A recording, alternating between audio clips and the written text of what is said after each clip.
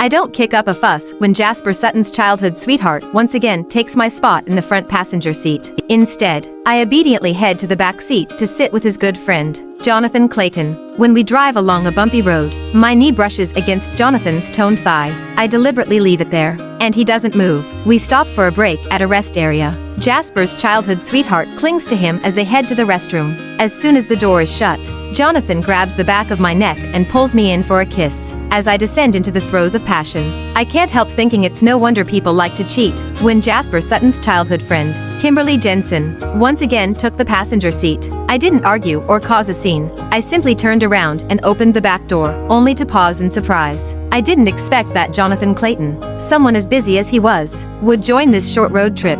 After quickly regaining my composure, I nodded at him with reserved politeness. Jonathan, wearing glasses and showing traces of fatigue on his face, lifted his eyelids to glance at me. He gave a slight nod in return before closing his eyes again. While fastening her seatbelt, Kimberly glanced back at me smugly, raising an eyebrow. Kathy, I get carsick, so I'm sitting in the front, okay? Kimmy gets carsick.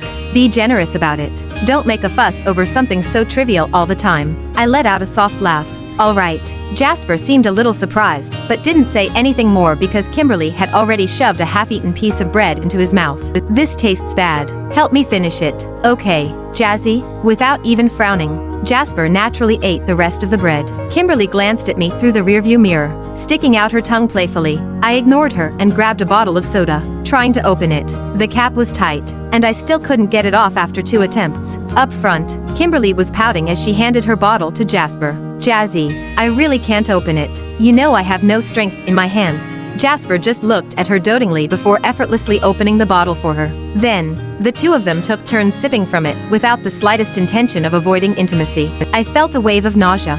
Just as I was about to set my bottle down, a man's hand suddenly reached over and took it from me. Under the sleeve of a black casual suit, the cuff of a silver gray shirt could be seen, neatly fitting around a slender wrist. The hand was beautiful, long, defined fingers with nails trimmed short and clean. His fingers looked like polished silver in the shifting light reflecting through the car window. While I was still stunned, Jonathan had already twisted the cap open and handed the bottle back to me. The car's music started playing at just the right moment. I quickly took the bottle and murmured a soft thank you. Jonathan gave a slight nod and closed his eyes again. He must have just come off a night shift at the hospital. Faint red veins were visible in his tired eyes. I sipped the soda slowly. The car had merged smoothly onto the main road. Kimberly's birthday was coming up, so Jasper organized this short road trip to celebrate it. About 7 to 8 of us were in 3 cars, heading to a hot spring resort 100 miles away. Not long after we started driving, Kimberly practically glued herself to Jasper's side. The music was loud, making it hard to hear what they were saying, but they were clearly enjoying themselves. Lately,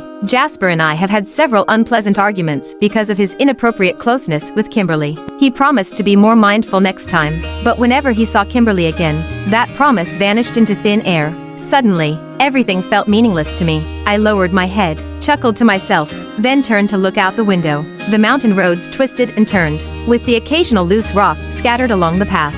As the car jolted, I couldn't help but lean to the side. My bare knee under my skirt brushed against Jonathan's thigh, pressed tightly against it. I wanted to move away instinctively, but then I noticed a faint reddish mark on Kimberly's neck. Even a fool could recognize it, a kiss mark. There was no need to guess who left it. In that instant, a surge of defiance rose within me, and I simply froze, leaving my knee where it was. Just then, Jonathan opened his eyes and looked at me. I pretended to be perfectly calm, staring straight ahead, refusing to meet his gaze. Yet, my knee, pressed against the outside of his thigh, suddenly shifted closer, pressing in even more. Only a thin layer of fabric separated us. I could clearly feel the firmness and heat of his muscles beneath. Waves of warmth surged through me, setting my nerves alight as if electrified.